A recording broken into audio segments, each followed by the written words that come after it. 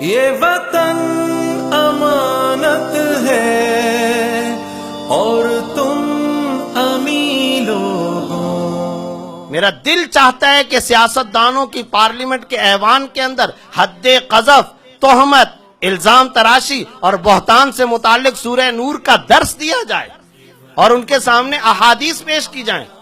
اگر میرا وہاں تک بس نہیں چلتا اور میرے محترم ناظرین آپ کا بس نہیں چلتا تو ورکرز تک تو ہم یہ بات پہنچا سکتے ہیں، ان کے کارکنان تک تو ہم یہ بات پہنچا سکتے ہیں، ہم اپنی گلی محلے کے نوجوانوں کی زبانوں کو تو پاکیزہ بنا سکتے ہیں، یہ تو کام ہم کر سکتے ہیں۔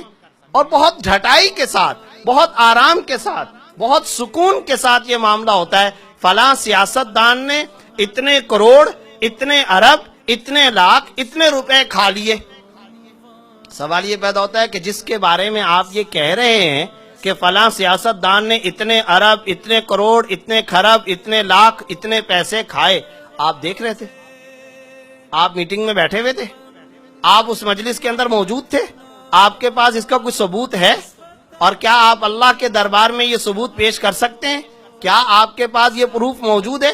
حجاج بن یوسف کے بارے میں ایک شخص نے کہا کہ فلاں حجاج بن یوسف بادشاہ تو اتنا بڑا ظالم تھا اور وہ یہ کام کرتا تھا، تو ایک بزرگ نے اس کے سامنے بڑی عجیب بات رکھی، اگر تم حجاج پر لگائے جانے والے الزامات کو خدا کی عدالت میں ثابت کر سکتے ہو تو زبان چلاؤ، اور اگر ثابت نہیں کر سکتے ہو تو ایک بات یاد رکھو، کل قیامت والے دن جہاں حجاج کے مظالم کا حساب کتاب لیا جائے گا وہاں تمہاری زبان سے لگائے جانے والے الزامات پر بھی اللہ محاسبہ کرے گا۔ اگر تمہارے پاس ثبوت ہے تو بتاؤ، نہیں ہے ثبوت تو بدتمیش اپنی زبان مت چلاؤ۔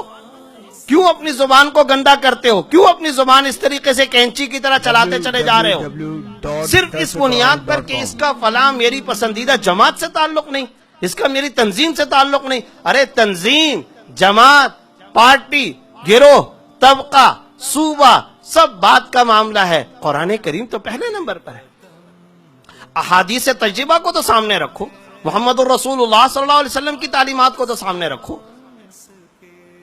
جب دل چاہا کسی کی کرپشن کا الزام لگا دیا، جب دل چاہا کسی کی اخلاقی بدکرداری کا الزام لگا دیا۔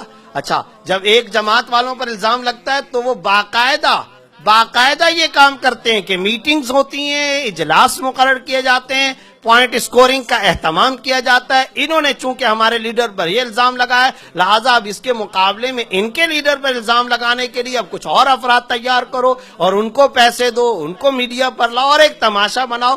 ہو کیا رہا ہے؟ اس تماشا بننے سے ہم مملکت کے بارے میں کیا کام کر رہے ہیں؟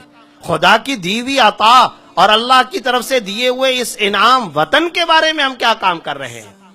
آج دو اینکرز تو اپنی لڑائی کے اندر شاید جیت یا ہار جائیں، لیکن دیش، مملکت، اسٹیٹ اور اللہ کی دی ہوئی یہ نعمت، اس کو ہم اپنے ہاتھوں سے ہرا رہے ہیں، اور کل کو قیامت والے دن اس کا جواب دینا ہوگا، اور اللہ کے ہاں قیامت والے دن تو جواب دینا ہوگا، لیکن اس زبردست انعام کی ناشکری کے نتائج ہمیں اپنی گلیوں میں، سڑکوں پر اور اپنے محلوں کے اندر بھگتنے ہوں گے۔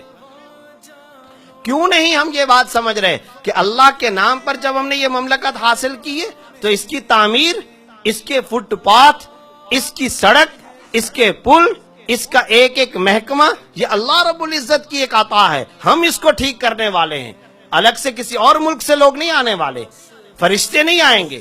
مجھے اپنے دائرہ کار کی حد تک اپنا کام کرنا ہے، مجھے اپنا دیا جلانا ہے، مجھے اپنی روشنی کے لیے اپنا چراغ جلانا ہے، مجھے اللہ رب العزت نے ہادی و مہدی بنانا ہے، مجھ سے اللہ تعالیٰ کام لے لے، میں اپنے دائرہ کار تک کام کروں۔ اگر لیڈرز تک میں اپنی بات نہیں پہنچا سکتا، میں اپنے گلی کے اندر موجود نوجوانوں کو اکٹھا کر کے، جن کے ساتھ میں کرکٹ کھیلتا ہوں، جن کے ساتھ میں فٹ بال کھیلتا ہوں، جن کے ساتھ میں اٹھتا بیٹھتا ہوں، جن لوگوں کے ساتھ میں مسجد میں جمع ہوتا ہوں، جن لوگوں کے ساتھ میں کسی ایک گیسٹ روم کے اندر جمع ہوتا ہوں، جو میرے خاندان کے لوگ ہیں، جو میرے قبیلے کے اور برادری اور کمیونٹی کے لوگ ہیں، جن کے ساتھ صبح شام مجھے اٹھنا بیٹھنا ہے، جن کے ساتھ میں جاب پلیس پر روزانہ جمع ہوتا ہوں، کیا میں ان تک حق کا پیغام پہنچا سکتا ہوں یا نہیں پہنچا سکتا؟ انہیں میں اس بات پر آمادہ کر سکتا ہوں یا نہیں؟ خدا را اللہ کی دی ہوئی اس نعمت کی ناشکری مت کرو۔ اور آج اسی وقت عالم اسلام کے کتنے سارے ممالک ہیں جن لوگوں سے جا کر کے پوچھئے کہ ان کی مملکتوں اور ان کے ملکوں سے جب ان کو نکالا گیا تو ان کی کیا صورتحال ہے. میں حال ہی میں چند دن پہلے صومالیہ سے ہو کر کے آیا ہوں.